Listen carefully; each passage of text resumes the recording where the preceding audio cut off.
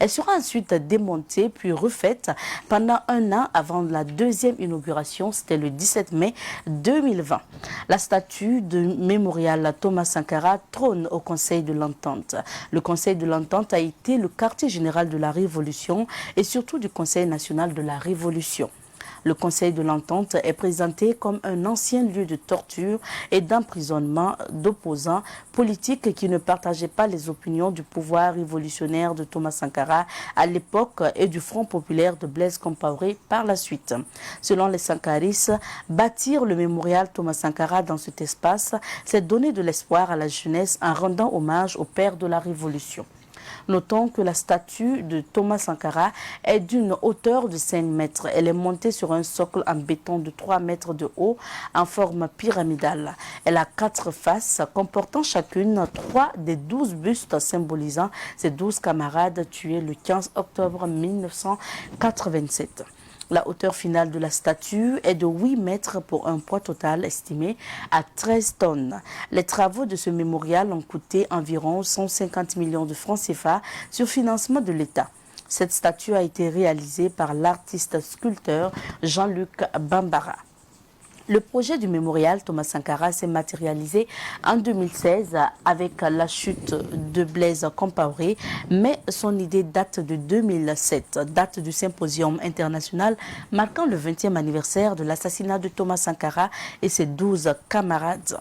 Quand on parle du mémorial à Thomas Sankara, sachez que ce n'est pas la statue de Thomas Sankara uniquement. Le mémorial doit regrouper aussi d'autres infrastructures, entre autres un musée, un amphithéâtre, des salles de réunion et de conférences, un terrain de sport, un bosquet et d'autres infrastructures. Même si pour le moment, toutes les infrastructures du mémorial ne sont pas réalisées, il reste un des sites touristiques les plus visités de Ouagadougou et du Burkina Faso. On se souvient que les personnalités ont visité le mémorial Thomas Sankara. La dernière visite de marque est celle de l'opposant et député français Jean-Luc Mélenchon. La visite du mémorial est ouverte au public et les Burkinabés peuvent aller le visiter. Aujourd'hui, nous allons vous proposer un témoignage. Il s'agit notamment du témoignage d'un des membres justement du comité de gestion de ce mémorial à Thomas Sankara. Je vous invite à suivre Serge Bayala.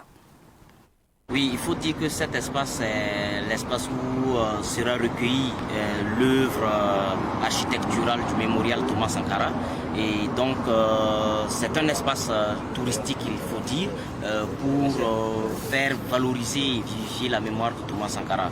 Et sur cet espace, nous avons déjà marqué le terrain en faisant en sorte que l'espace soit consacré totalement au mémorial Thomas Sankara par la statue qui a été érigée et inaugurée pour la deuxième fois la semaine surpassée. Et donc là, le site est ouvert au public et tout le monde peut passer visiter, prendre des photos. Et c'est surtout pour familiariser l'esprit des gens à la fréquentabilité du site et de cet espace que vous savez qu'il était très emprunté et très craint du grand public. Mais aujourd'hui, c'est un espace fréquentable et nous avons des gens de tous les horizons qui viennent depuis qu'il a été ouvert.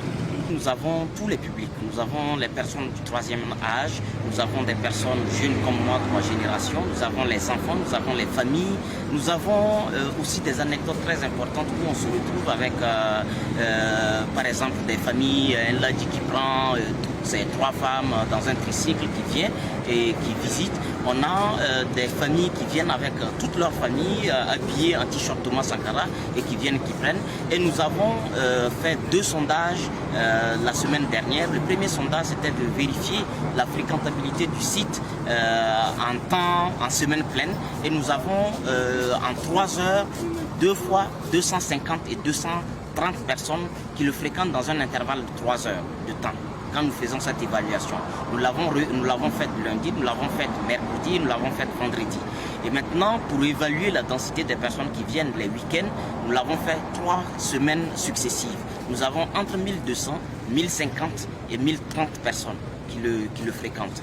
Et pour nous, c'est quelque chose d'assez révélateur et d'assez prémonitoire par rapport au fait que ce site va être le plus grand catalyseur des visites et le point de chute de tous les voyageurs qui viendront au Burkina.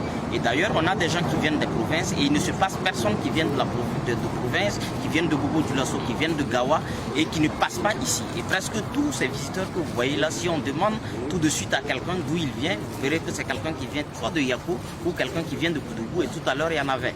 Et c'est aussi l'occasion pour nous et pour le comité international de dire que la statue n'est pas le mémorial, mais le mémorial c'est une œuvre architecturale plus importante dans laquelle la statue, de laquelle fait partie la statue qui ne constitue que 0,1% de l'importance de l'infrastructure qui est attendue, parce qu'il s'agit d'une tour Sankara de 87 mètres, très géante, très imposante, qui va bouleverser la configuration de la ville de Ouagadougou. Et c'est une tour qui va révolutionner tous les projets immobiliers parce que c'est le plus géant que le Burkina Faso va accueillir après son indépendance, sinon depuis son existence. Et l'Office international du tourisme a notifié au mémorial Thomas Sankara que c'est le site le plus imposant en termes d'ambition pour la sous-région et partant même de l'Afrique en termes de projet de mémorial.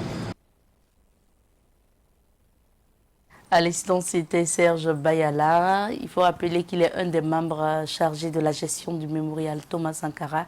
Et vous l'avez entendu, le mémorial se trouve être aujourd'hui le site le plus visité donc, de Ouagadougou et du Burkina Faso en général. Donc n'hésitez pas, ce sont les vacances, profitez, allez-y, visitez ce mémorial. Et aujourd'hui, c'est le 4 août, donc une date qui rappelle la Révolution. Donc vous pouvez y aller pour visiter et expliquer l'histoire de la Révolution, la naissance de la Révolution et les idéologies de la Révolution à vos enfants, pourquoi pas.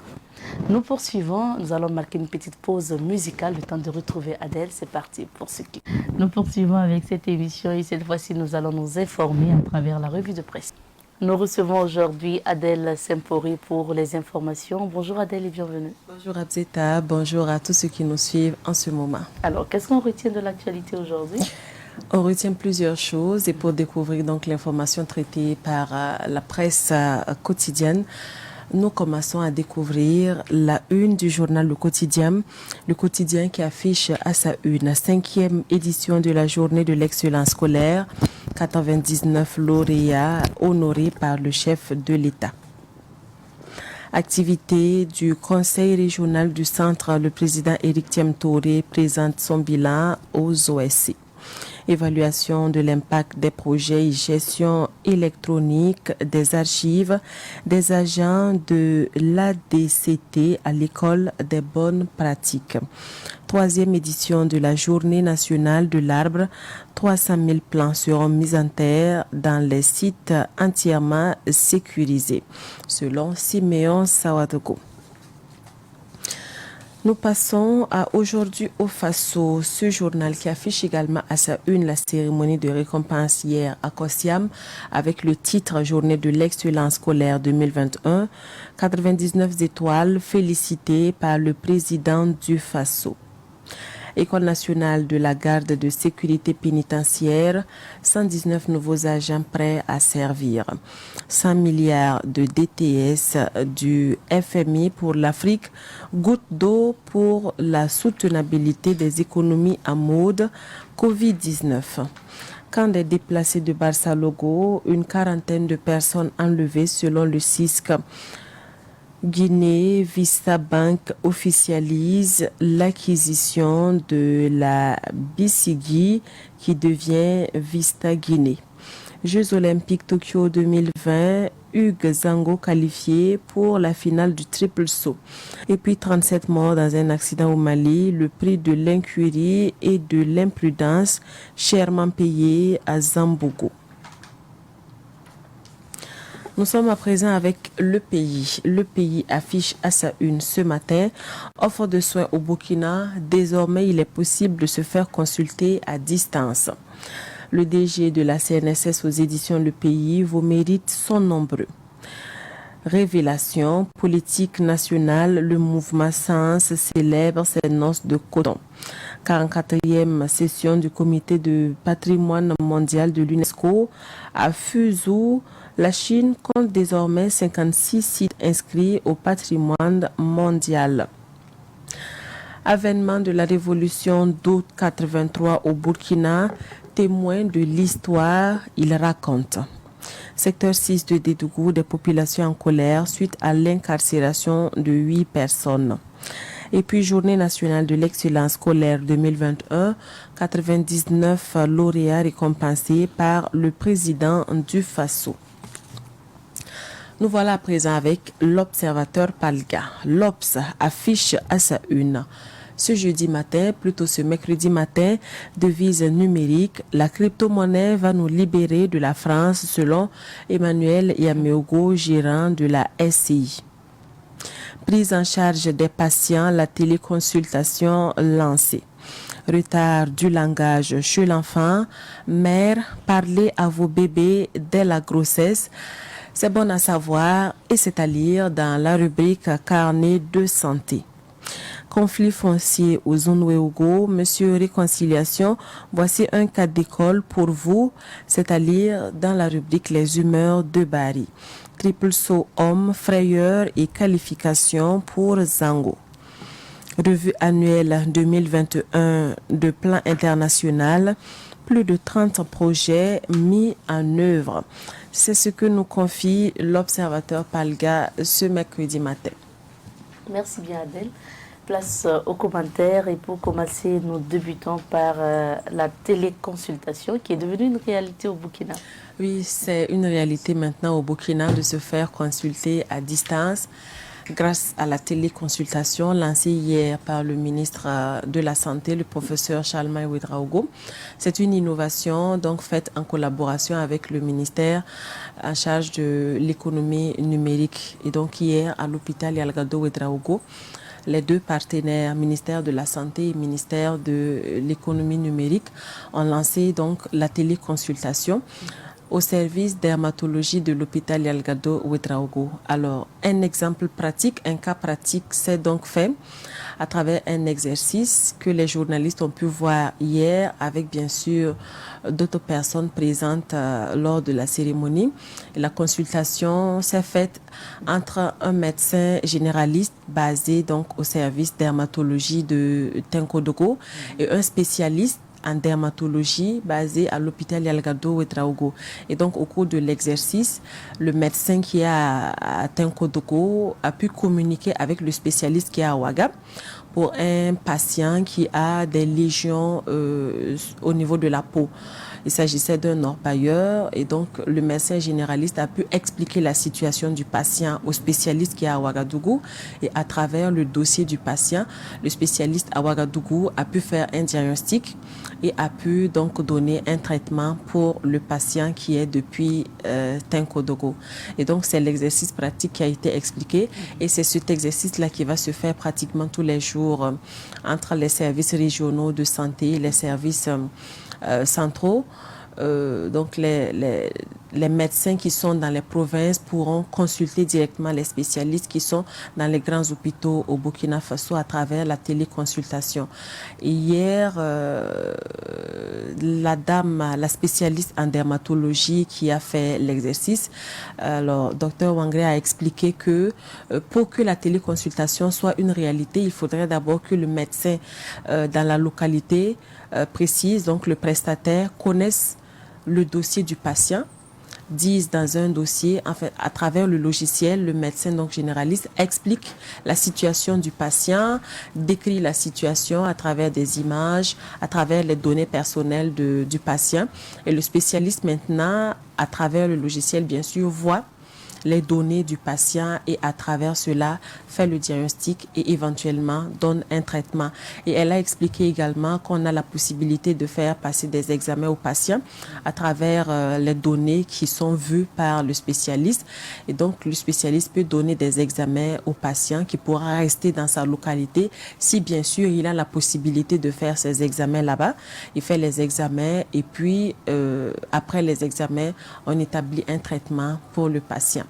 Donc c'est une bonne chose de savoir qu'on peut rester dans sa localité et puis voir un spécialiste sans pouvoir se déplacer, pour aller dans les grands hôpitaux. En tout cas, c'est une innovation selon le ministre de la Santé, selon aussi la ministre de l'économie numérique. Elle a dit que pour cette innovation, il ne s'agissait pas du copier-coller, qu'on a vu ailleurs et qu'on a plaqué au Burkina Faso. Elle dit que c'est suite à une étude faite et que la situation a été étudiée avant que la téléconsultation ne soit une réalité. Elle a d'ailleurs assuré que les données personnelles du malade, du patient seront préservées, ne seront pas divulguées. En tout cas, elle dit que les dispositions ont été prises pour que les données personnelles du malade ne soient pas divulguées. Et la preuve, c'est que hier, à l'exercice, on n'a pas vu le visage du patient.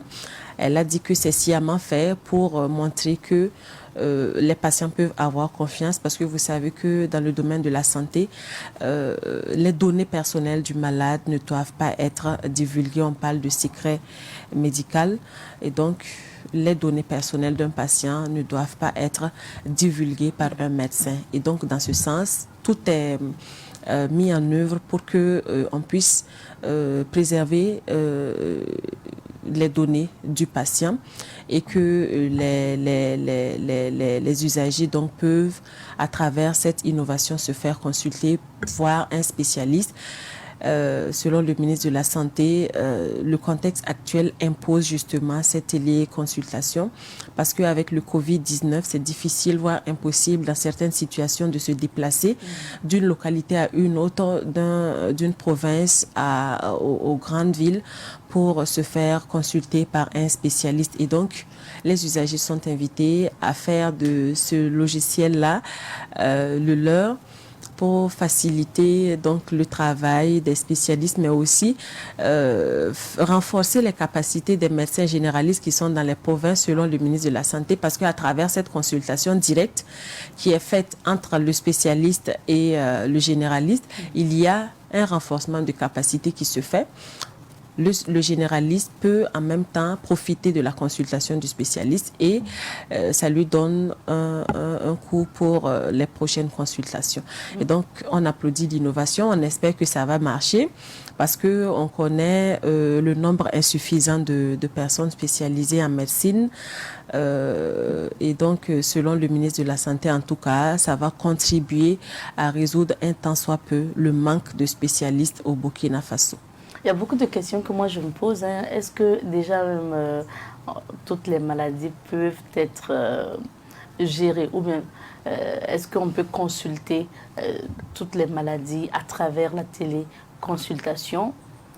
Est-ce que déjà même ça marche avec une connexion? Si oui, est-ce que dans les zones reculées, il y a la connexion pour qu'on puisse garantir tout ça. C'est ça aussi un peu les limites de nos innovations très souvent avec. C'est la limite. C'est sûr que toutes les maladies ne pourront pas être consultées ou pourront pas être traitées à travers la téléconsultation. Pour une personne qui se trouve dans une urgence, on ne va pas se mettre à consulter à travers la téléconsultation. Je me dis que c'est la situation peut-être qui va imposer la téléconsultation, qui va imposer une autre méthode de consultation, soit évacuer directement la personne dans un centre plus adapté ou en fonction de la gravité de la situation du patient, faire la téléconsultation. Je me dis que ça se fera en fonction. Donc, c'est des cas précis.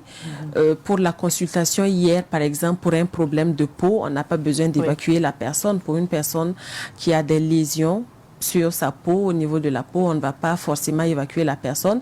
Il suffit de faire un diagnostic, de demander au patient de faire peut-être un examen et on pourra lui donner un traitement. Mais pour les malades qui sont vraiment dans des cas urgents, je pense que l'évacuation est la mieux indiquée. Maintenant, pour ce qui est du fonctionnement du logiciel, on ne sait pas si ça fonctionne avec une connexion Internet ou si c'est directement sur l'ordinateur. Mais en tout cas, selon l'explication, il suffit de saisir les données du patient à travers donc le logiciel. Et directement, le spécialiste qui est à Ouaga peut, à travers le logiciel également que lui, il a, voir les données de la personne. Mais je ne pense pas que ça puisse marcher avec un logiciel.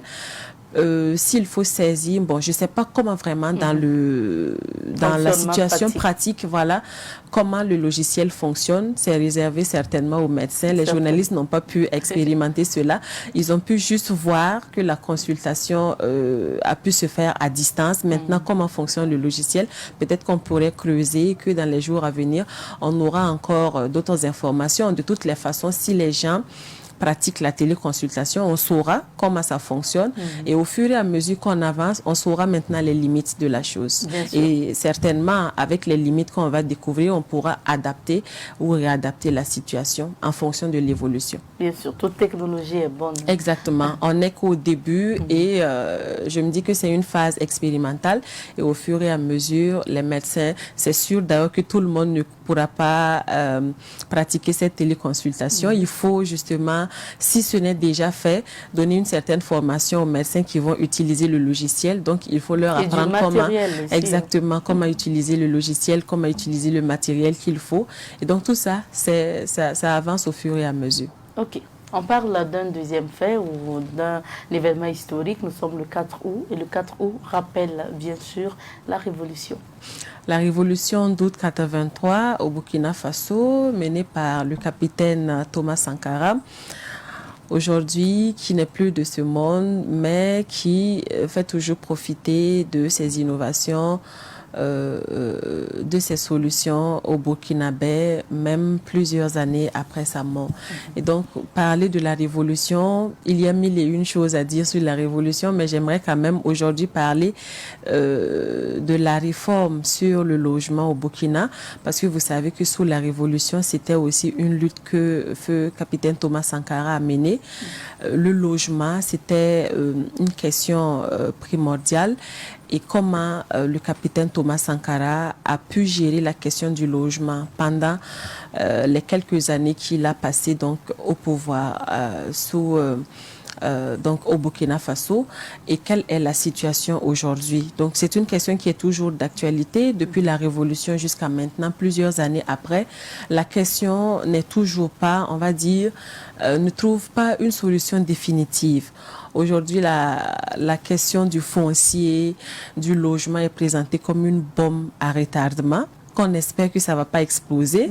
Mais en tout cas, au regard de la situation, on semble, en tout cas après le réaménagement fait au niveau du gouvernement, il se dit que l'autorité semble avoir la main sur la question du logement à travers bien sûr l'initiative faite pour la réforme de la loi 057 sur la promotion immobilière au Burkina Faso, une loi d'ailleurs qui fâche. Vous avez remarqué que l'association des promoteurs immobiliers du Burkina, l'APIB, n'a pas participé à l'atelier de validation qui s'est tenu à Manga. La PIB a tout simplement boycotté les activités du ministère de l'Urbanisme, de l'Habitat et de la Ville, qui consistait justement à relire la loi sur la promotion immobilière au Burkina Faso. Et selon le ministère dirigé par Benewende Sankara, il y a plusieurs raisons qui ont conduit à la réforme de cette loi. Il s'agit notamment, selon ce que le ministère explique, de la vente des terrains nus par les promoteurs immobiliers. C'est récurrent aujourd'hui de voir que les promoteurs immobiliers ne se forcent plus à construire des logements. La question, c'est de vendre des terrains plats, des terrains nus aux populations. Vous prenez un terrain et vous vous débrouillez après pour construire votre maison. Vous vous accaparez des terres. L'accaparement est ressorti justement dans les motifs sortis par le ministère de l'Habitat. Au-delà de la vente des terrains nus, il y a la non-viabilisation des sites. Donc, on vend des sites nus, on ne viabilise pas les zones. Il n'y a pas de canaux d'évacuation des eaux de ruissellement. Il n'y a pas, par exemple, l'eau dans la zone, il n'y a pas l'électricité, il n'y a pas de branchement. En fait, il n'y a pas de vie dans ces zones. En fait, les zones ne sont pas viabilisées et selon le ministère, il est temps qu'on mette terme à cela. Il y a aussi l'accaparement du foncier rural, comme je l'ai dit, des promoteurs immobiliers qui se mettent à acheter des milliers d'hectares et à revendre à des populations qui sont bien sûr... on ne va pas dire de connivence, mais qui s'entendent avec les propriétaires terriens pour acheter des milliers d'hectares et revendre après avec les populations à des coûts plus élevés que pour les coûts d'achat. Et donc, il y a aussi la démesure des superficies et la délibération irrégulière des conseils municipaux sur les superficies.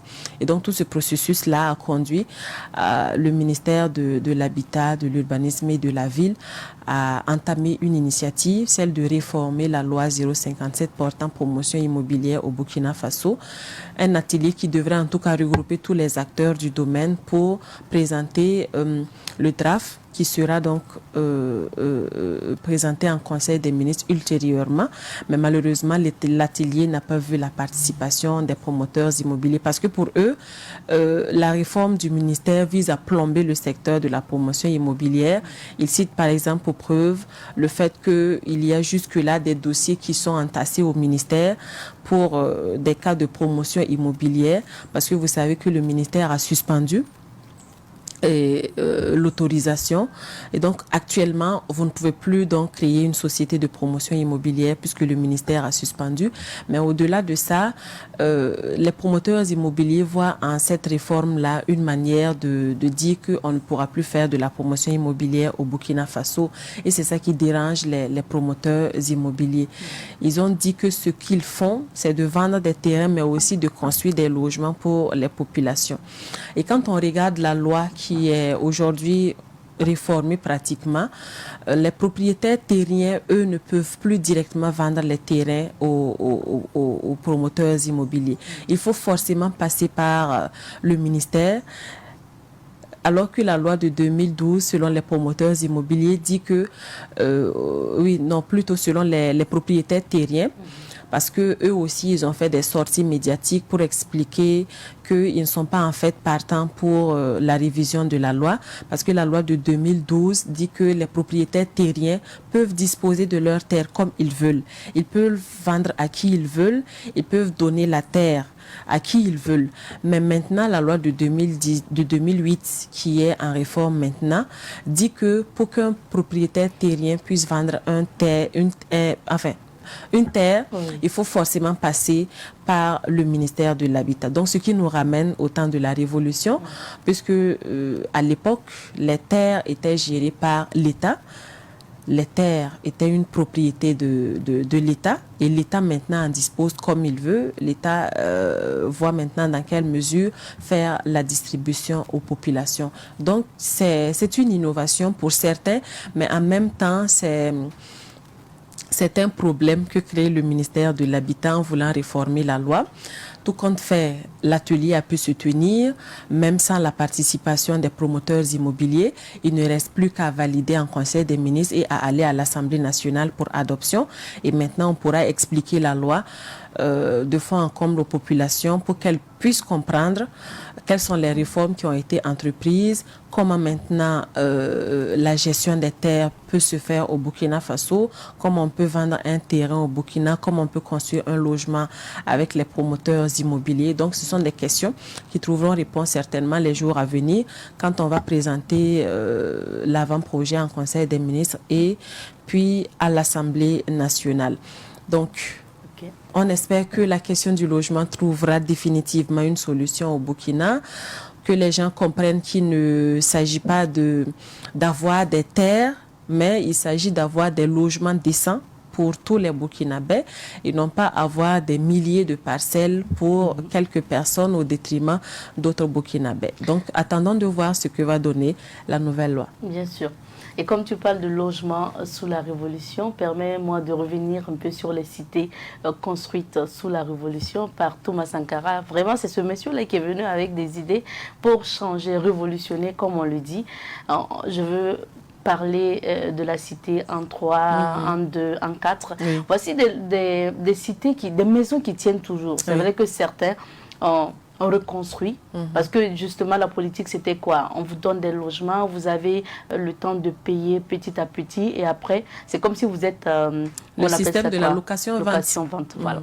Et à un moment donné, la maison vous appartient. Oui. Et je pense qu'il a pu réussir à donner quand même un toit à beaucoup de fonctionnaires, notamment, à beaucoup de personnes, pour justement y habiter. Et ces anciens quartiers-là sont toujours là. Et si vous voyez, ce sont des maisons qui résistent toujours. Oui. Ça n'a rien à voir avec les Ce cités qu'on construit maintenant. construites aujourd'hui. Donc la révolution, c'est ça aussi. Et comme tu l'as dit, il y a beaucoup de choses à dire sur cette révolution.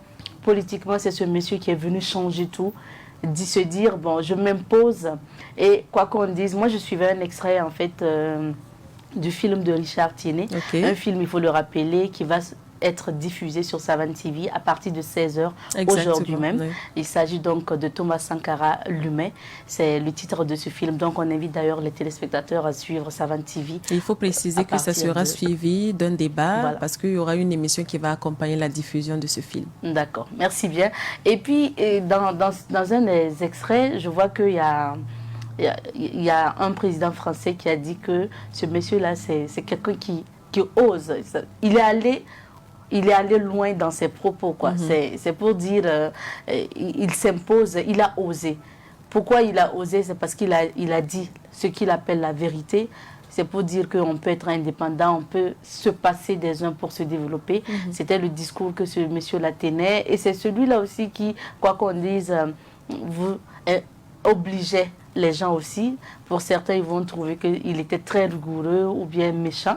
Parce que quand tu prends les fonctionnaires qui refusaient donc de porter le faso d'Anfani ou qui étaient obligés de porter le faso d'Anfani, le Sankara arrive. Le Sankara arrive. Ou quand tu prends les enseignants aussi qui ont grévé, qui ensuite ont été licenciés. C'est sûr que ces personnes-là vont dire que la révolution, vraiment, ça n'a pas été une bonne chose pour eux. Mais quoi qu'on dise, hein, c'est un monsieur qui est venu révolutionner tout. Il a changé beaucoup de choses. Ici, il y a beaucoup de choses à dire sur le 4 août. Et voilà, merci en tout cas d'être venu sur l'aspect logement. Oui. Et ça nous fait penser aux cités.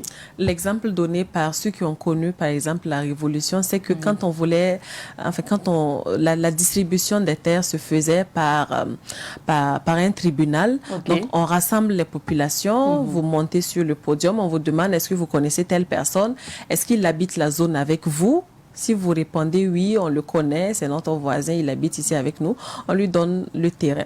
Au cas contraire, dans le cas où les riverains, enfin les voisins disent qu'ils ne connaissent pas la personne, vous ne serez pas propriétaire du terrain parce que les gens ne vous connaissent pas. Alors qu'aujourd'hui, ils sont nombreux que les voisins ne connaissent pas. Les choses se font pratiquement la nuit. Vous êtes couché dans une zone non lotie, par exemple. Et au cours de la nuit, vous entendez des travaux tout autour de vous, des travaux de construction. Vous vous réveillez le matin, vous voyez qu'on a construit une maisonnette et vous vous demandez à qui appartient donc la maison. Donc, ça crée vraiment des problèmes. Voilà pourquoi justement certaines personnes disent que c'est une bombe à retardement. On ne sait pas quand est-ce que ça va exploser, mais on espère que ça ne va pas exploser. En tout cas, avec la réforme de la loi 57, on espère que, en tout cas, la question trouvera définitivement une solution et que on viabilisera les zones. Aujourd'hui, la tendance, ce sont les comment on appelle les banlieues. On parle de viabilisation des zones non loties. On espère en tout cas que la loi va apporter une solution à ce problème. Merci d'être passé sur ce plateau et pour ces informations. Merci. Alors, et très belle journée à vous. Merci bien. Tu restes avec nous, nous faisons le tour de quelques vides d'affaires pour découvrir les couleurs du temps. Notre invité du jour est bien installé sur ce plateau. On va le retrouver après ceci. Aujourd'hui, nous recevons M. Stanislas Damiba. Il est le président de l'association de solidarité et d'amitié Burkina Faso-Cuba. Cette association regroupe des anciens étudiants formés à Cuba sous la révolution de Thomas Sankara. Avec notre invité, nous parlons de l'évolution de leur dossier. Nous parlons aussi de réconciliation nationale et d'actualité. Bonjour à vous, M. Damiba. Bonjour. Et bienvenue. Merci beaucoup. Merci d'être là. Okay. Alors, nous sommes le 4 août 2021 aujourd'hui, date d'anniversaire de la révolution d'août 1983 avec Thomas Sankara. Qu'est-ce que ce souvenir vous inspire? Alors, je voudrais à l'entame remercier encore Savane Média qui a toujours reçu les anciens étudiants formés à Cuba sur ce plateau. Bien avant, madame, permettez-moi de lire une citation effectivement du capitaine Thomas Sankara. Il disait « La révolution d'août est le terme ultime de l'insurrection populaire déclenchée suite au complot impérialiste du 17 mai 1983, visant à éradiquer la marée montante des forces démocratiques et révolutionnaires. Et la nuit du 4 août 1983 a accouché de l'œuvre la plus salutaire pour le peuple burkinabé. Elle a donné à notre peuple un nom et à notre pays un horizon. Irradiés de la sève vivifiante de la liberté, les hommes burkinabés, humiliés et proscrits hier, ont reçu le sceau de ce qu'il y a de plus cher au monde, je cite, la dignité et l'honneur, le président capitaine Thomas Sankara, le contemporain. Oui, qu'est-ce que vous voulez dire par rapport à cette citation? Alors, je vais dire tout simplement que Thomas Sankara, en changeant le nom de la Haute-Volta au Burkina Faso, a fait du Burkinabé un homme respecté et respectable dans le monde entier. Maintenant, pour la date du 4 août 1983, que vous inspire, c'est quel souvenir que vous inspire cette date? Alors, là, nous sommes au 38e anniversaire de la Révolution démocratique et populaire, évidemment prônée par le capitaine Thomas Sankara. Le souvenir est que c'est une date historique, c'est une date mémorable que tout Burkinabé se rappelle. Et nous, anciens étudiants formés à Cuba, nous pensons que c'est cette révolution qui a fait du Burkinabé ce qu'il est aujourd'hui. On vous qualifie d'orphelin de Thomas Sankara, mais véritablement, qu'est-ce que l'homme a été pour vous? Alors, l'homme était un père spirituel pour nous.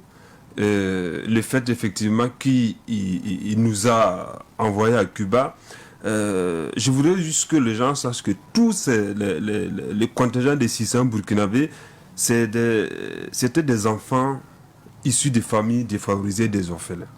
Et c'est Thomas Sankara qui a pensé à cela.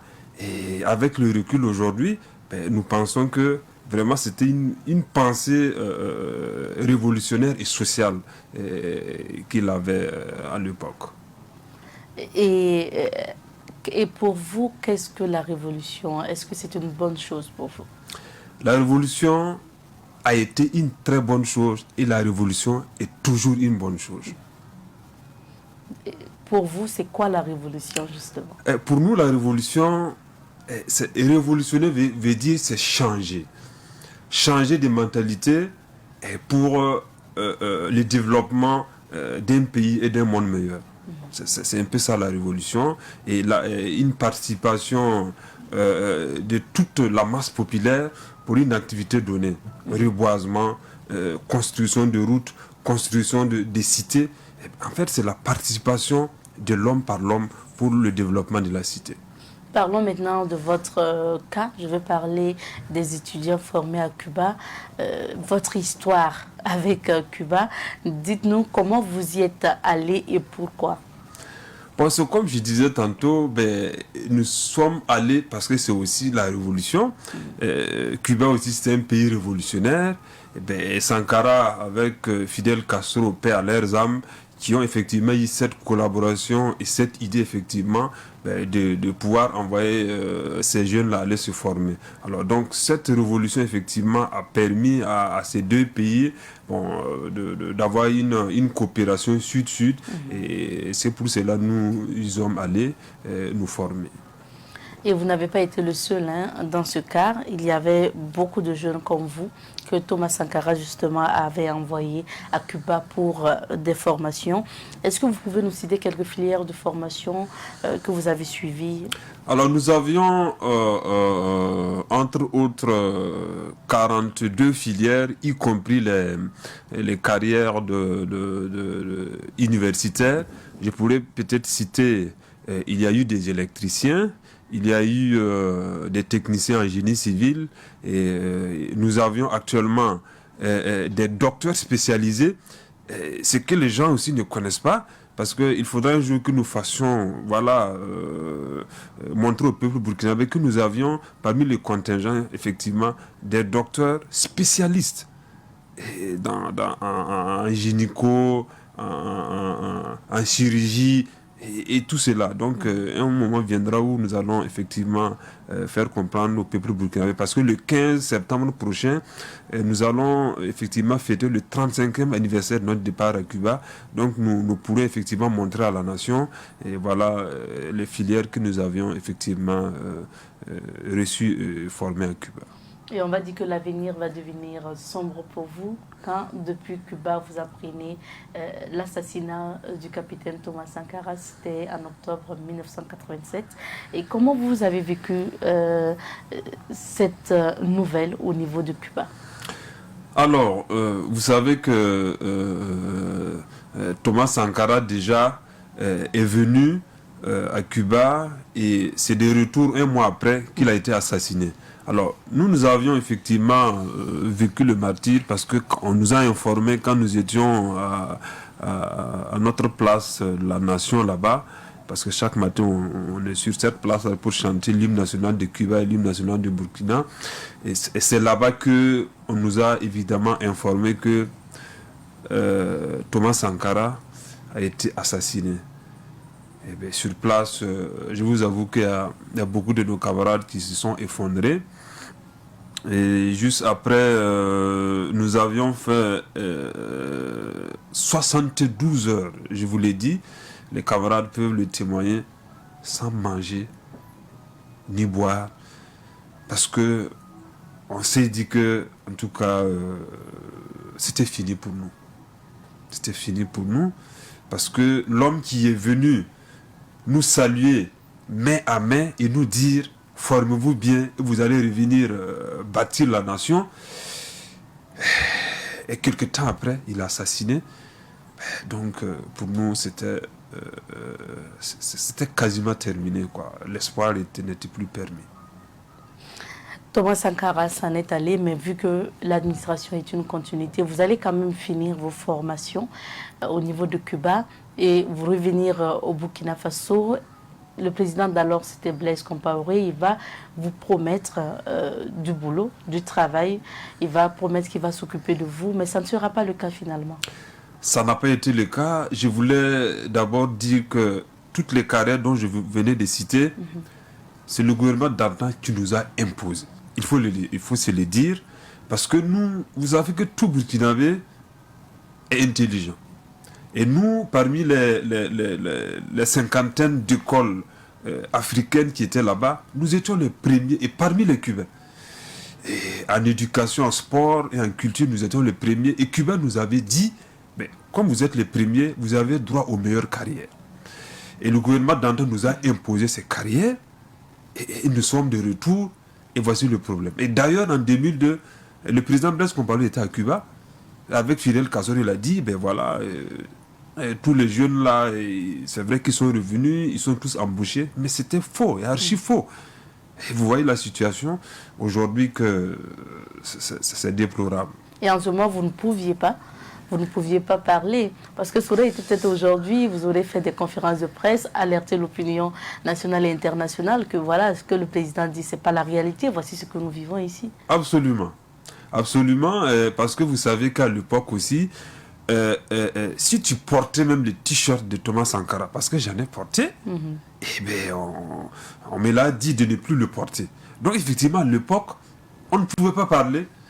C'est vrai qu'on disait de la presse plurielle, mais elle n'était pas plurielle, hein, parce que je sais qu'à l'époque, si j'étais là sur votre plateau en train de parler de cela, c'était pas évident. Alors donc l'insurrection, effectivement, a insurgé tout le monde. Et c'est avec ça aussi que, bon, nous, depuis ce temps, bon, voilà, nous parlons de notre situation. Et puis, bon, je pense quand même qu'aujourd'hui, on peut dire que le gouvernement de Blaise Compaoré n'a pas voulu, effectivement, faire de nous des Burkinabés aussi comme les autres. Mais sinon, je ne pense pas que des jeunes qui soient formés. Nous n'avons pas demandé à aller à Cuba, de toute façon. Et c'était une coopération. Et je pense que tout ce monde était là. Thomas Sankara n'a pas signé l'accord seul. C'est un gouvernement.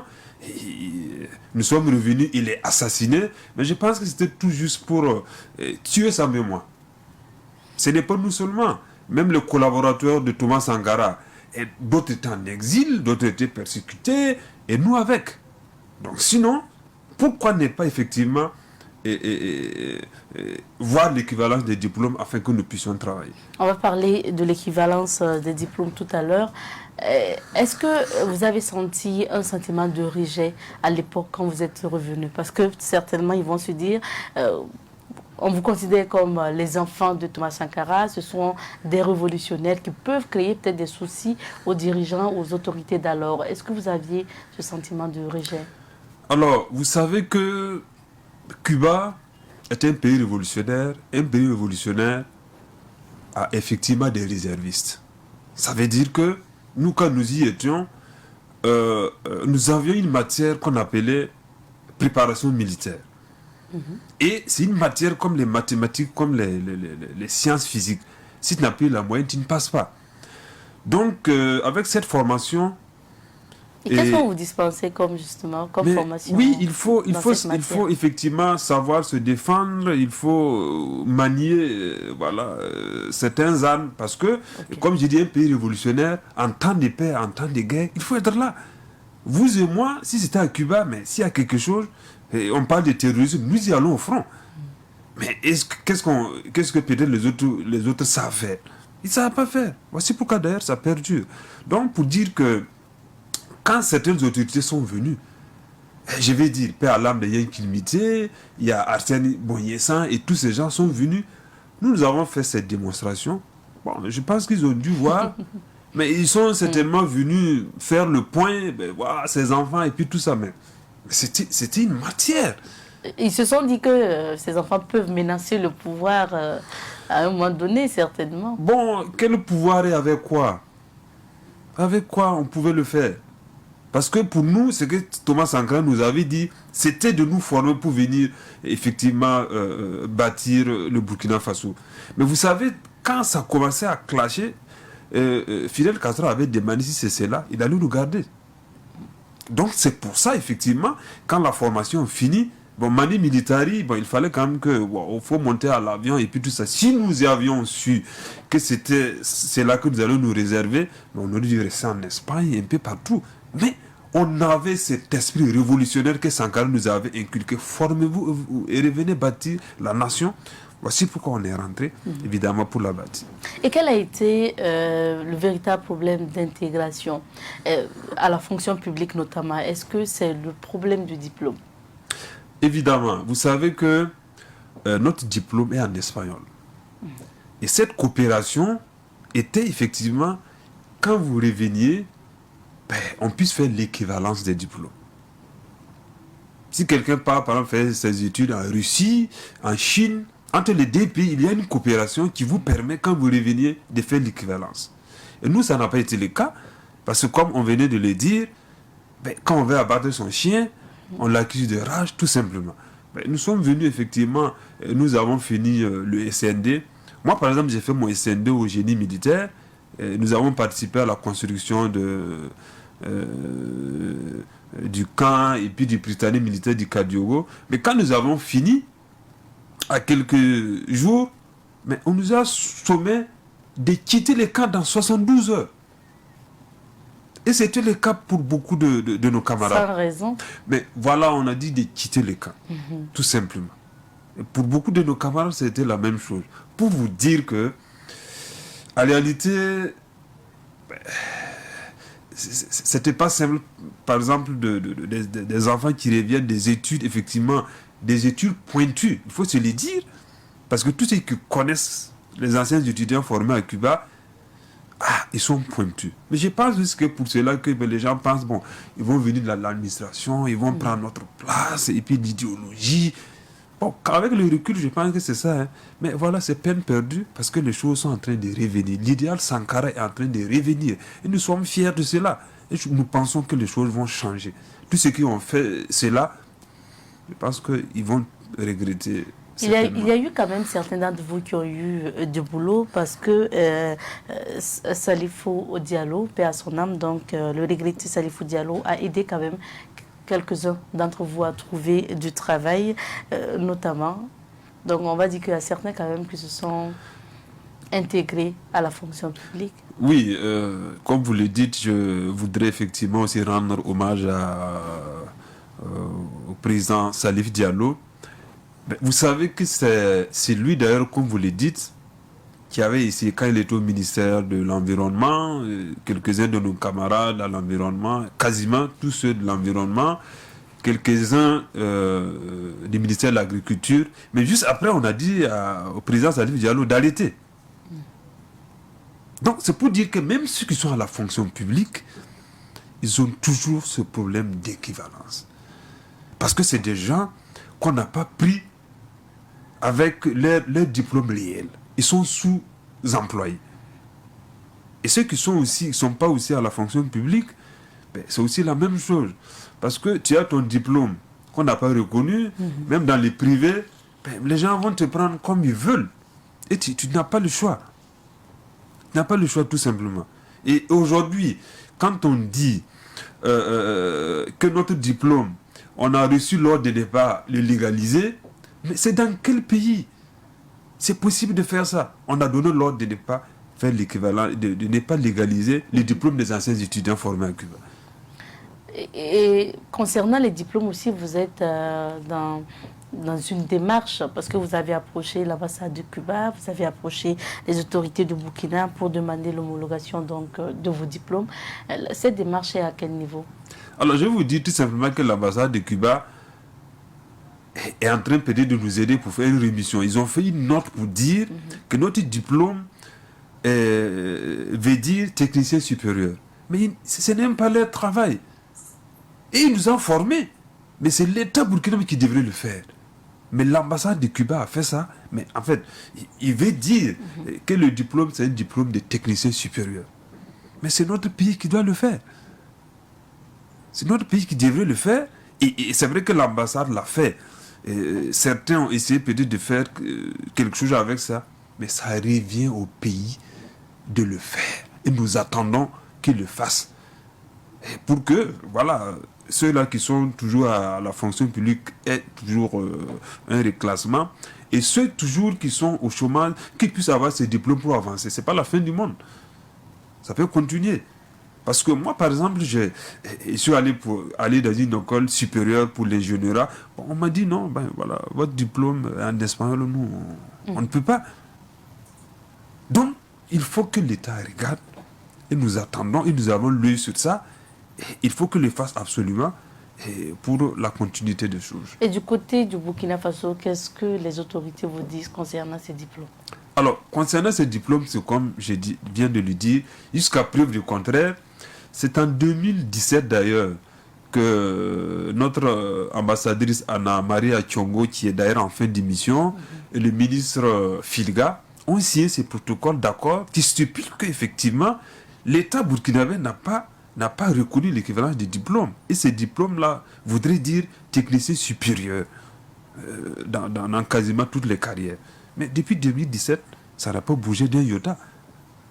Ça n'a pas bougé d'un iota. Pour dire que tous ceux-là qui partent à Cuba, par exemple, pour se former, vous envoyez votre enfant à Cuba pour se faire former, quand il revient actuellement, l'équivalence peut se faire. Tout simplement. Mais c'est pour nous d'abord, jusqu'à présent, qui n'est pas encore fait. Parce que sinon, on va dire non, les gens ne voudront pas envoyer les enfants à Cuba, parce que non. À partir de 2017, là, tous ceux qui voudront envoyer leurs enfants, quand ils reviennent, il n'y a plus de problème. Mais c'est notre situation qui perdure jusqu'à présent. Est-ce qu'aujourd'hui, vous demandez à être dédommagé? Tout simplement. Tout simplement, nous avons d'ailleurs 3 points sur ce sujet. Nous demandons, premièrement, un dédommagement pour les préjudices subis de 1992 à nos jours, en tenant compte des ayants droit de nos camarades disparus. Deuxièmement, nous demandons à l'État l'équivalence réelle de nos diplômes en tenant compte du volume horaire inscrit à cet effet. Et troisièmement, nous demandons effectivement que, après effectivement cette équivalence, que nos camarades à la fonction publique aient un reclassement véritable. Ce sont les 3 choses que nous demandons à l'État burkinabé et je pense que ce n'est pas du tout. Et aujourd'hui, justement, nous sommes dans une démarche de réconciliation nationale. Je vais parler du gouvernement. Et vous avez déposé aussi votre dossier au niveau donc, du ministère de la Réconciliation nationale. Est-ce que le ministre vous a rencontré à ce niveau? Qu'est-ce qui a été fait? Alors, je voudrais d'abord remercier le HCRUN parce que ils sont, dirais-je, en fin d'émission et nous avions évidemment un rapport que le HCRUN a fait qui reconnaît effectivement que notre équivalence de diplôme n'est pas fait, qui reconnaissent le tort qu'on nous a fait et demandent à l'État burkinabé de se penser à cela plutôt. Bon, donc, c'est un bon rapport. Et juste après, comme le HCRUN est en fin de mission, nous avions pris notre mémorandum et nous sommes allés le remettre encore au ministère de la réconciliation et chargé de la réconciliation, pardon. Et c'est le DURCAB qui nous a reçus pour la première fois. Et quand je parlais d'ailleurs de l'homologation, la signature, la convention de l'homologation des diplômes en 2017, nous avons eu ça. Et nous sommes allés encore remettre ça au ministère de la Réconciliation. Et c'est le DURCAB encore qui nous a reçus pour compiler tous ces dossiers qui disent que notre équivalence n'a pas été reconnu. Parce que c'est le nerf de la guerre, l'équivalence des diplômes. Parce que si l'État le reconnaît, et tout le tort est là-bas. C'est à travers ça que nos camarades qui sont à la fonction publique auront gain de choses et ceux qui sont au chômage aussi auront gain de cause. Tout simplement. On sait que habituellement, quand on parle avec vous, vous nous faites des révélations concernant certains de vos camarades qui sont dans des situations difficiles. Est-ce que c'est toujours le cas? Malheureusement, c'est toujours le cas. Parce que je voudrais tout simplement dire que quand on parle des anciens étudiants formés à Cuba, c'est pas seulement le côté j'allais dire, qui ne va pas. Non, nous avons effectivement aujourd'hui 85 de nos camarades décédés, parce qu'il y a quelques-uns qui sont décédés à Cuba, et quelques 3, et le reste c'est ici. Et tout simplement, beaucoup sont morts parce que psychologiquement ça n'allait pas. Et la dernière fois, nous avons fait effectivement un tour pour voir nos camarades en situation difficile. Il y en a au moins 6 ou 7 qui mentalement ça ne va pas. Et il y en a effectivement même qui sont au bout, voilà, ils aident dans les marchés, ils reviennent. C'est lamentable qu'un parent envoie son enfant à Cuba se faire former, il revient dans cette situation. Vraiment, nous nous interpellons, le gouvernement à regarder. Parce que, comme je le disais, madame, nous n'avons pas demandé à aller à Cuba, tout simplement. Et si on avait la majorité, parce que ce sont nos parents qui ont signé. Parce que chaque parent a signé quelque chose pour que nous puissions aller à Cuba, et l'État avec. Donc aujourd'hui, imaginez-vous si tout... Pour beaucoup, c'est juste après le CEP. Hein. Oui, après le CP, juste après le CP, nous sommes allés. Mais si nos parents descendaient dans la rue pour dire, eh bien voilà, vous avez envoyé nos enfants, mais ils n'ont pas fait d'abord. Et nous, non plus, à aucun jour nous sommes sortis pour battre le pavé. Parce que tout simplement, c'est l'éducation qu'on a reçue. Ça fait une trentaine d'années, nous ne sommes jamais sortis pour dire, mais... Nous sommes toujours pour parler avec l'autorité pour qu'ils regardent. Mais peut-être que les choses changeront, on en sait rien. À l'occasion de la date du 4 août, donc date d'anniversaire de la Révolution, vous avez prévu quelques activités. Est-ce qu'on peut parler de ces activités? Et vous saviez que Dieu faisant les choses, il l'a plu aujourd'hui, 4 août. Et nous avions une activité au parc Banguruego à 10h tout de suite. Parce que nous avions là planté il y a plusieurs années des arbres pour Sankara, pour Fidel Castro, pour notre association, pour l'ambassade de Cuba. Et nous allons repartir ce matin là-bas, parce que l'arbre aussi c'est Thomas Sankara. Voilà, pour revoir ces arbres, pour nous remémorer, et puis revenir au mémorial Thomas Sankara, parce que là aussi il est là-bas, voilà, pour enfin le rendre hommage. Merci bien d'être passé sur ce plateau. On vous permet un mot de fin avant de se quitter. Alors, je voudrais remercier Sawan FM et aussi dire au président Roch Marc Christian Kaboré, nous sommes dans une situation de réconciliation nationale qu'il a prônée, et l'association des anciens étudiants formés à Cuba a confiance à son excellence le président Roch Marc Christian Kaboré afin qu'il le regarde. Le dossier des anciens étudiants formés à Cuba et l'ensemble des Burkinabés depuis l'indépendance, afin que tous les Burkinabés soient réconciliés et enfin pour bâtir une société juste où il faut bon vivre. Merci à vous. Merci. Je rappelle que nous recevions sur ce plateau Stanislas Damiba. Il est le président de l'association de solidarité et d'amitié Burkina Faso-Cuba. Cette association regroupe des anciens étudiants formés à Cuba sous la révolution de Thomas Sankara. Et avec notre invité, nous avons parlé d'actualité et surtout de leurs doléances concernant l'homologation de leur diplôme et bien sûr un dédommagement si possible. C'est ici qu'on s'arrête pour l'entretien du jour. Et pour accompagner notre invité, nous vous proposons ce numéro de Langue fourchue avec Patrick Gampéné.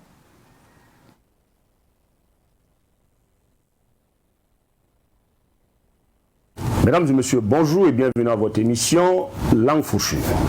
Le mardi 20 juillet, jour de la fête de Tabaski, où les fidèles musulmans sacrifient le mouton à Allah, un kidam n'a pas trouvé mieux comme offrande au créateur que le président de la transition malienne. Parti se joindre à ses frères pour célébrer l'Aïd el-Kébi en ce jour, Assimi Goïta, l'actuel homme fort du Mali, était loin de se douter que cette journée aurait pu être sa dernière. Un homme que l'on présente comme étant un enseignant, armé d'un couteau, s'est jeté sur le président pendant que celui-ci écoutait sagement le prêche de l'imam. Il aurait fallu la prompte réaction de sa garde rapprochée pour que le président Goïta ne soit pas le mouton de sacrifice du jour. L'immoleur du chef d'État a donc été maîtrisé et amené pour être entendu sur le mobile de son geste et éventuellement savoir aussi la main qui se cache derrière ce geste. Du côté de la présidence, on rassure que le président est sain et sauf et c'est alhamdoulilah. Du reste, le président assurera dans un communiqué qui pourrait laisser des sous-entendus que tout serait mis en œuvre pour que la lumière soit faite sur cet acte grave. Sans désigner de commanditaire probable, la piste djihadiste pourrait ne pas être retenue vu qu'aucun groupe connu n'a jusque-là pas revendiqué ou commenté cet attentat.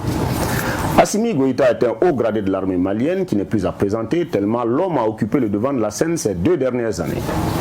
Avec à son actif 2 coups de force en un an, le colonel ne s'est pas forcément fait que des amis.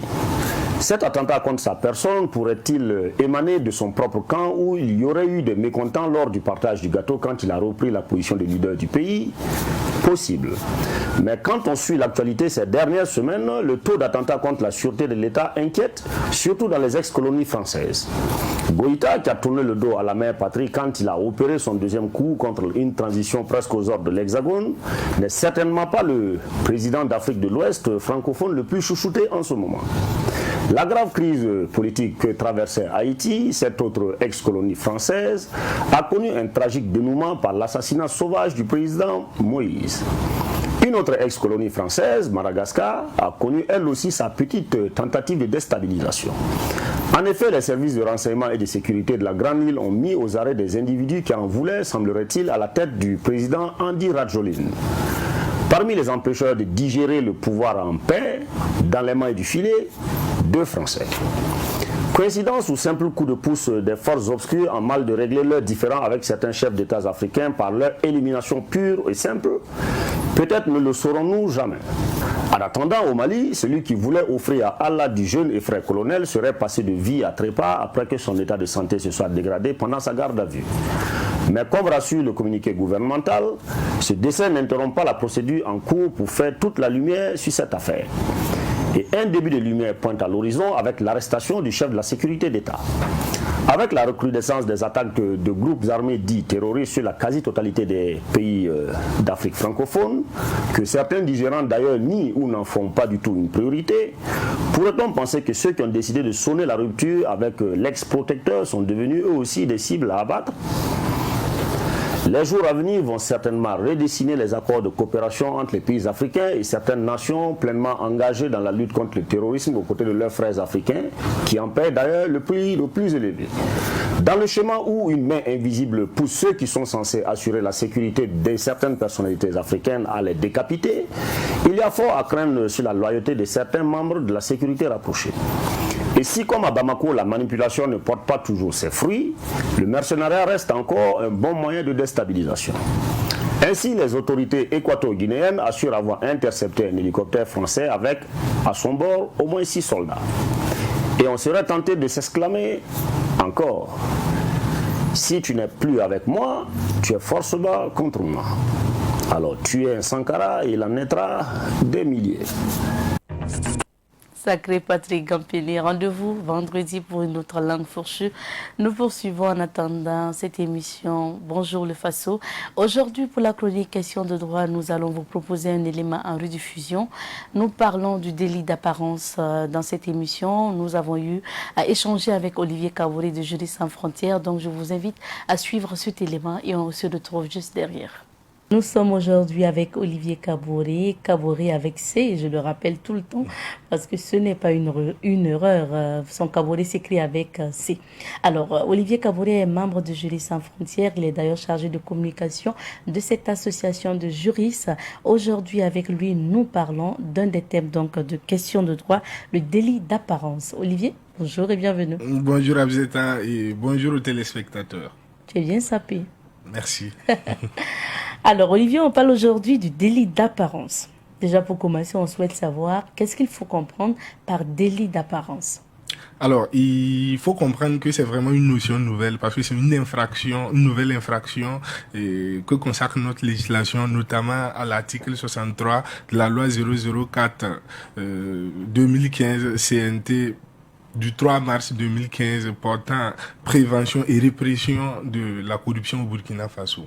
Il faut savoir aussi qu'on retrouve cette infraction dans le nouveau code pénal, notamment à son article 332-23. Et pour revenir à votre question, le délit d'apparence est le fait pour une personne d'avoir un train de vie qui va au-delà de ses revenus, sous réserve d'une tolérance, d'une marge de 5% en plus des 10 revenus.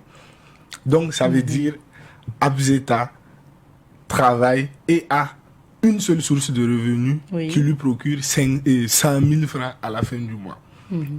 Mais on constate que Abzeta roule dans une voiture de 10 millions et vit dans une maison qu'elle loue à 150 000 francs. Donc vous voyez le contraste entre les revenus licites de Abzeta qui s'élèvent à 100 000 francs et son train de vie. Donc dans cette hypothèse, Abzeta pourrait tomber sous le coup du délit d'apparence. Alors, ça veut dire que Abzeta a des revenus qui ne lui permettent pas de vivre la vie de luxe qu'elle vit en apparence. On comprend. Donc, ce que vous percevez, quand même, on a une idée de comment doit se passer votre vie ou de ce que vous pouvez avoir dans la vie réelle quand vous avez plus que ça ou extrêmement plus. Parce que quand tu perçois 100 000 à la fin du mois et que tu as une voiture de 10 millions, tu dors dans une maison vraiment qui coûte cher, que tu loues à 150 000, ça veut dire qu'à la fin du mois, tout ton salaire ne peut même pas servir à payer le bailleur. Bon, d'accord. C'est ce qu'on appelle délit d'apparence. Okay. C'est bien résumé en tout cas. Merci pour l'exemple, ça nous a permis de bien comprendre, Olivier. Alors, est-ce que tu peux nous expliquer ce qu'on appelle seuil de 5% sur les revenus licites? Ok, effectivement, j'ai parlé d'un taux de 5%. Ça veut dire que la loi vous permet une marge de 5% en plus sur votre revenu licite. Ça veut dire, je reviens avec l'exemple, quand vous avez 100 000 francs. Vous êtes à 100 000 francs. Et 5% de 100 000 francs, ça fait 5 000, si je ne me trompe pas.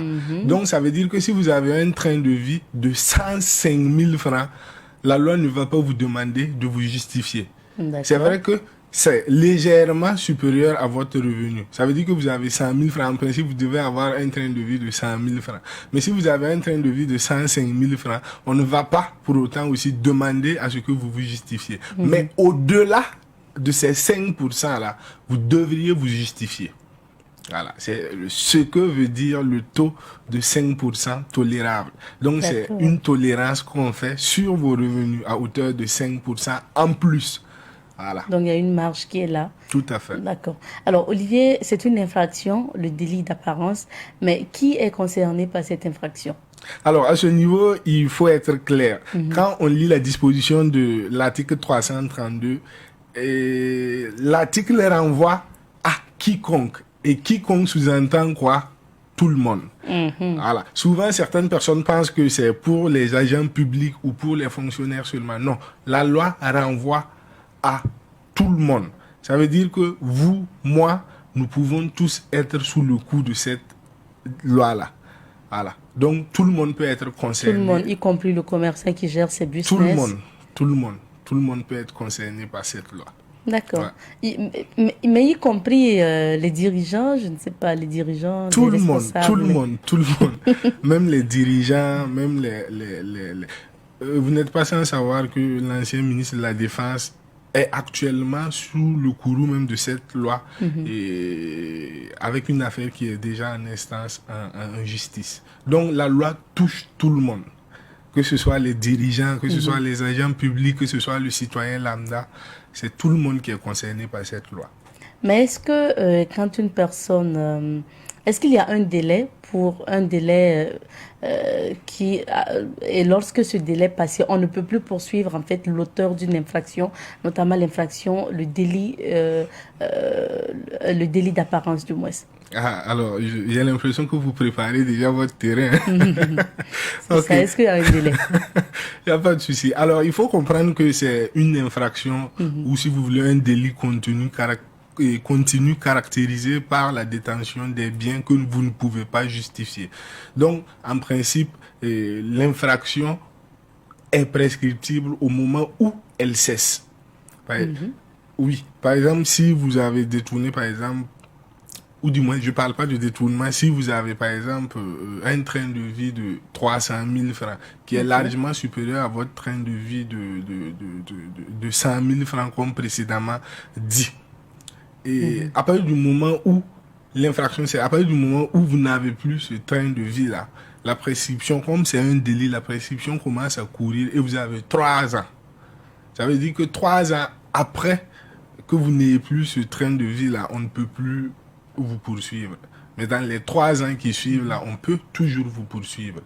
Voilà. Et on commence à vous poursuivre au moment où on constate le contraste entre votre train de vie et vos revenus. Voilà. Maintenant, la nuance qu'il faut faire ici, c'est que l'exception, c'est que quand vous transférez les fonds ou les biens issus de ces revenus que vous ne pouvez pas justifier à l'étranger, la loi devient imprescriptible, ou du moins l'infraction devient imprescriptible. Ça veut dire qu'à tout moment, on pourra vous poursuivre. Il n'y a pas de prescription. Voilà. D'accord, parce qu'il y a des gens aussi qui peuvent emmagasiner des biens et ensuite transférer à l'extérieur. Tout à fait. Ça veut dire que, Olivier, quand dans le quartier, vous commencez à remarquer qu'une personne qui vivait normalement, qui avait un train de vie assez modéré, commence à exagérer ou déjà déménager ou changer donc sa maison, voiture et autres, et que vous commencez quand même qu'il y a un grand décalage entre ce qu'il vivait et puis ce qu'il vit actuellement, vous pouvez commencer à mener des enquêtes. Tout à fait. Parce que, oui. Il faut comprendre que à l'avènement de cette loi-là, ou du moins de cette infraction-là, les légistes du droit ont eu une inquiétude. Et c'est celle que vous venez de soulever. Parce que tout le monde pourrait être tenté par jalousie d'un voisin qui est en train de monter en puissance et on commence à le dénoncer, à trouver des problèmes pour l'inculper. Mais il faut vous rassurer que ici, il faut forcément des preuves. Quand vous n'avez pas de preuves, on ne va pas prendre au sérieux votre plainte ou votre dénonciation. Donc, il faut avoir des preuves. Et l'avantage ici aussi, c'est qu'on vous permet de vous justifier. C'est vrai, c'est un peu, ça sort un peu du commun. Parce que ici, quand on vous accuse et qu'on a ne serait-ce qu'un début de preuve contre vous. C'est à vous de justifier vos biens. Et si vous arrivez à les justifier, il n'y a pas de souci, ça passe. D'accord. Et il faut savoir que le revenu ne s'entend pas au sens du salaire seulement. Voilà, une personne peut être salariée et avoir d'autres sources de revenus, être Bien sûr. actionnaire ou faire des consultations ou enseigner dans des établissements. Tout ça sont des sources des moyens ou si vous voulez des ressources qu'on peut mettre dans le revenu. D'accord. Ça tombe bien. Merci en tout cas de nous avoir éclairé sur ce sujet. On ne peut pas juste se lever parce que l'autre a commencé à réussir et puis pour lui est sorti, comme le diraient les Ivoiriens, et puis on peut dénoncer. Moi, je pourrais pas dire, ben voilà, il y a 2 mois de cela, Mariette était à pied, maintenant elle roule scooter, donc ça, c'est pas clair. Il faut voir que c'est pas clair. Bon, d'accord. Elle pourra apporter les preuves nécessaires qui Tout à prouvent fait. que voilà ce qu'elle gagne et voilà pourquoi elle a pu donc se procurer cette moto, par exemple. Olivier, et comment on peut poursuivre une personne pour cette infraction? Ok, il faut savoir qu'à ce niveau, tout le monde peut dénoncer. C'est une infraction ouverte à tout le monde. Vous pouvez tous dénoncer. Le procureur du Faso, s'il a une information, puisqu'il est juge de l'opportunité de poursuite, il peut décider lui-même de poursuivre. C'est ce qu'on appelle l'auto-saisie. Donc, il peut s'auto-saisir lui-même et poursuivre. Et on a l'autorité supérieure du contrôle d'État et de lutte contre la corruption aussi qui peut poursuivre si cette structure-là a cas de cette infraction. D'accord, donc ça peut partir de la dénonciation au quartier, Tout à fait. mais après l'enquête se poursuit en justice. Oui, je souligne, comme dit précédemment, qu'il ne s'agit pas seulement d'une dénonciation. Il faut au moins avoir un début de preuve. Voilà, vous dénoncez et vous avez des preuves qui prouvent que, ou du moins qui attestent que la personne que vous indiquez là a une vie illicite ou a des revenus illicites. Ok. Voilà. Parce que si on reste sur la base de dénonciation, comme dit précédemment, c'est pas évident. D'accord.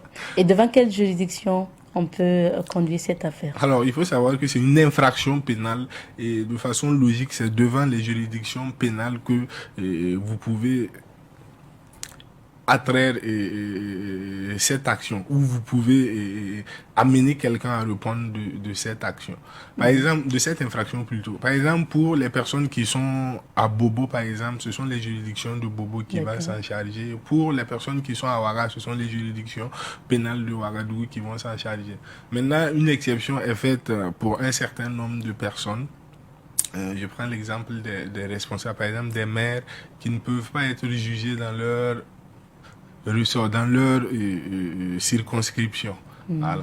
Hormis ça, vous pouvez attraire tout le monde ou dénoncer tout le monde devant toutes les juridictions pénales. Parce que c'est une infraction pénale. Olivier, on sait qu'en droit, quand on dit que quelque chose est une infraction ou ne doit pas être faite, il y a à côté des sanctions. Pour cette infraction de délit d'apparence, quelle est la sanction prévue?